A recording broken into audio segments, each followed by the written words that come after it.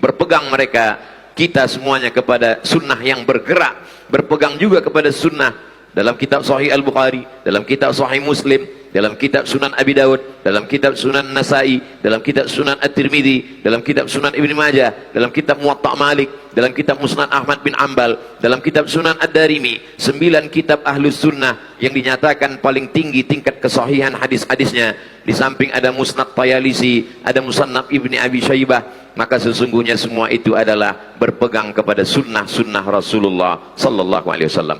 Tapi akhir zaman ini label ahli sunnah ini mulai diperebut-rebutkan. Berapa banyak sunnah-sunnah yang kita lakukan dituduh sebagai bid'ah, lalu orang berpegang kamilah sebenarnya yang sunnah. Seketika saking banyaknya benda yang palsu dan orang memakai yang asli sedikit, maka orang yang memakai asli pun bingung siapa sebenarnya yang asli, siapa sebenarnya yang palsu. Saking banyaknya orang yang batil, orang betul diam, akhirnya yang betul merasa batil, yang batil merasa betul. Gara-gara orang betul tidak bicara tentang yang benar, orang batil selalu menunjukkan kamilah ahlu sunnah, kamilah ahlu sunnah, kamu semuanya lah ahlul bid'ah. InsyaAllah kita meyakini bahwa kitalah ahlu sunnah wal jamaah. Apakah kita ahlu sunnah wal jamaah? Dari bunyinya ragu. Kita adalah ahlu sunnah wal jamaah. Kamu tadi pergi kemana? Saya ke masjid. Habis sholat kamu ngapain? Kami baca Quran. Apa yang kamu baca? Kami baca Yasin. Baca Yasin itu bid'ah. Ketika kalimat itu didengar pertama kali, maka mungkin orang akan marah. Kami sudah melakukan tradisi ini bertahun-tahun dari kakek nenek moyang kami, tidak mungkin ini bid'ah.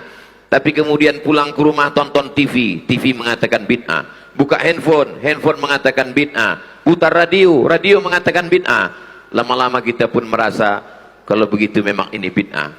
Orang yang tidak punya pegangan yang kuat, dia akan terombang-ambing di akhir zaman. Maka teruslah istiqomah dalam perbuatan, dalam pendengaran, dalam kajian. Karena orang yang punya pegangan yang kuat, dia tidak akan lepas dari pegangan itu. Nabi tidak mengatakan pegang dengan kedua tanganmu, tapi addu 'alaiha bin nawajid, gigitlah pakai gigi geraham.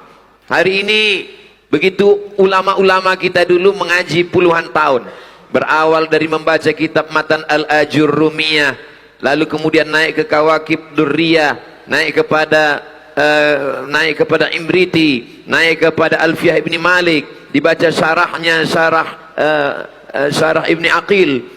Lalu setelah itu barulah dia membuka kitab-kitab fikih di awal yang paling kecil sekali Matan Taqrib. Setelah itu naik kepada Fathul Qarib, naik kepada yang agak besar sedikit I'anah, naik kepada yang besar Al-Mahalli, naik kepada Al-Majmu' Syarah Muhadzab.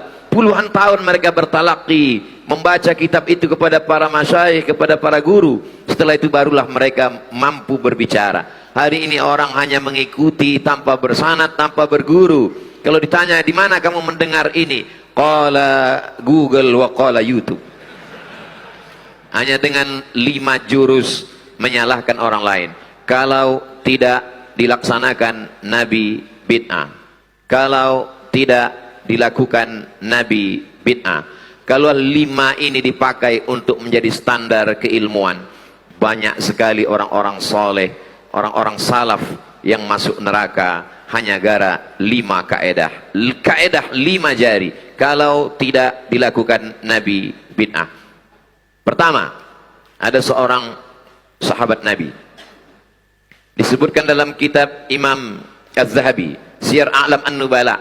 Sebelum tidur dia berzikir alfa uqdah, 2000 simpul tali alfa uqdah. Dia ambil tali, dia simpul sebanyak 2000. Sebelum tidur dia bertasbih sebanyak 2000 simpul. Subhanallah, subhanallah, subhanallah, subhanallah. Barulah dia tertidur.